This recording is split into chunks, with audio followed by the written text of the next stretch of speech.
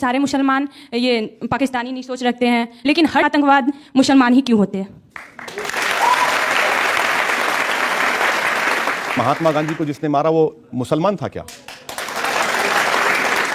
इंदिरा गांधी को जिसने मारा वो मुसलमान था क्या? बाबरी मस्जिद को जिसने शहीद किया वो मुसलमान था क्या? एक मिनट, दिल्ली की सड़कों पर जो सिखों को गर्दनें काटी गई क्या वो मुसलमान थे? गुजरात के गली कूचों में जिन लोगों को मारा गया और जिनको बेघर किया गया क्या वो मुसलमान थे? मेरी बहन, मैं आपसे गुजारिश कर रहा हूं कि आप ऐसा मत सोचिए। सुनिए मेरी बात सुनिए। मैं आपको सिर्फ इतनी बात कहना चाह रहा हूं कि बुराई बुराई होती है, इसको आप मजहब के एंगल से मत देखिए। और ये मौइज जो है उससे मुसलमानों का क्या ताल्लुक? मौइज्म से हमारा क्या ताल्लुक? हम तो हर वायलेंस की मजम्मत कर रहे हैं और मजम्मत करना भी चाहिए, कंडेम करना चाहिए। मजम्मत का मतलब, मैं आपकी इस बात से बिल्कुल सहमत हूं। जो आतंकवादी है वो न हिंदू होता है न मुसलमान होता है, उसका कोई मजहब बल्कि आतंकवाद खुद एक मजहब बन गया आजकल, और वो सिर्फ इंसानियत के दुश्मन होते हैं जो मासूम लोगों को मानते हैं। और ये बहुत अच्छी बात आपने कही है।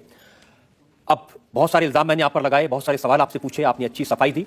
आपने बोला कि मुल्क आपके लिए सबसे ऊपर है। फिर जब आपके भाई ने वो बयान दिया था कि 15 मिनट में पुलिस हटा दो तो हम हिंदुओं को दिखा देंगे कौन ज्यादा पावरफुल है, आपको नहीं लगता बड़े होने के नाते आपको वहां कुछ बोलना चाहिए था या आपको उन्हें समझाना चाहिए था? मैं इसीलिए तो आपसे अर्ज कर रहा हूं, वहां पे अगर कोई सांप्रदायिक हिंसा हुई होती सर तो उसके लिए कौन रिस्पॉन्सिबल होता? मेरे भाई, इसीलिए तो मैं आपसे कह रहा हूं कि कोर्ट का जो फैसला आएगा इंतजार करिए। कोर्ट को कानून आपसे और मुझसे ज्यादा मालूम, आप इस बात को तो मानते हैं ना? Yes sir. कोर्ट के फैसले का इंतजार करिए। वो कोर्ट की बात नहीं कह रहे, बड़े भाई होने के नाते कान खींचना चाहिए था, ऐसा क्यों बोल रहे हो?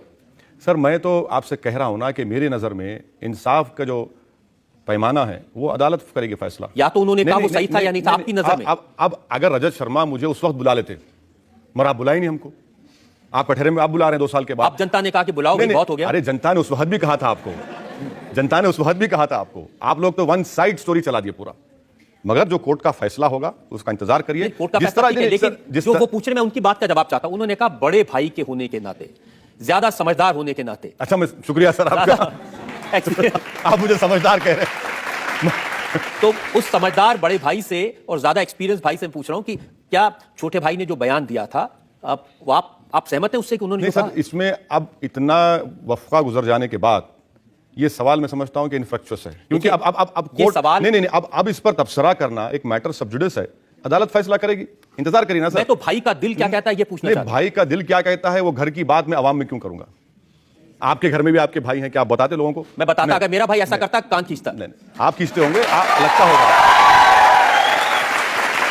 मगर आपके भाई नहीं है ना पॉलिटिक्स में। आपके भाई तो नहीं है पॉलिटिक्स में।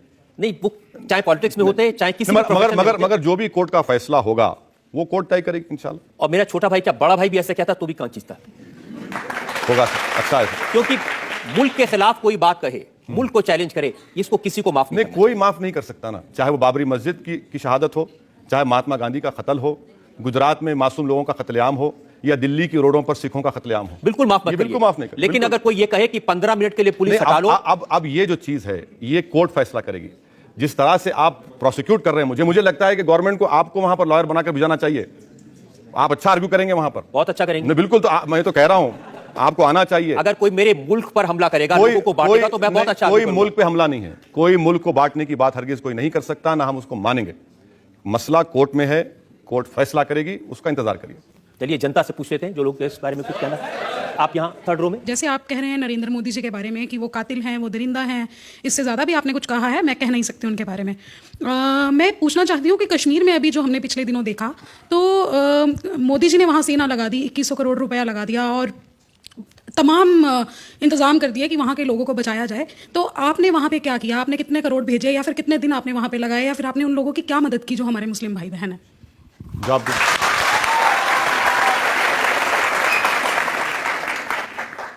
रजत शर्मा साहब वो वीडियो नहीं दिखा रहे जहां पर उत्तराखंड में मैंने 1.5 करोड़ की इमदाद की।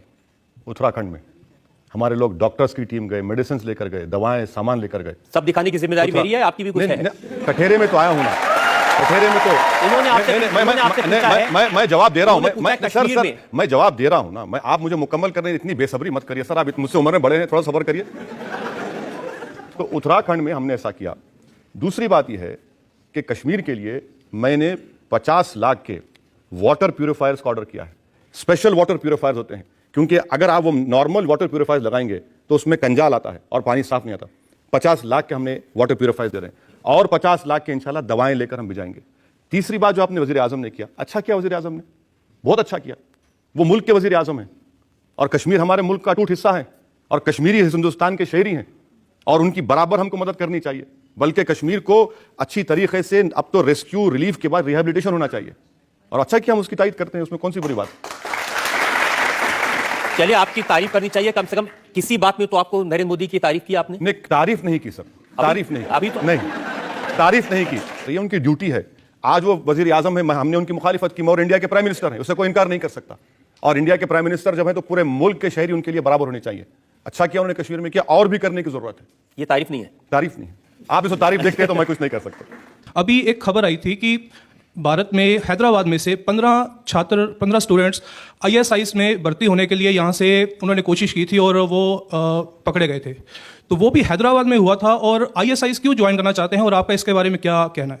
नहीं, रजत शर्मा साहब के पास मेरे स्पीचेस का पूरा ज़ख़ीरा है, लाइब्रेरी है मेरी स्पीचेस की, मगर रजत शर्मा साहब के पास मेरे 4 स्पीचेस मिसिंग हैं जो मैंने रमज़ान में जलसे में किए थे मक्का मस्जिद में, जहाँ पर मैंने ओपनली कंडेम किया ISIS को, जहाँ पर मैंने उनसे मुतालबा किया कि हमारे जो हिंदुस्तानी उनके पास होस्टेज हैं उनको फ़ौरन रिहा किया जाए, जहाँ पर मैंने कहा कि वो लोग जो हरकत कर रहे हैं वो इससे इस्लाम का कोई ताल्लुक़ नहीं है।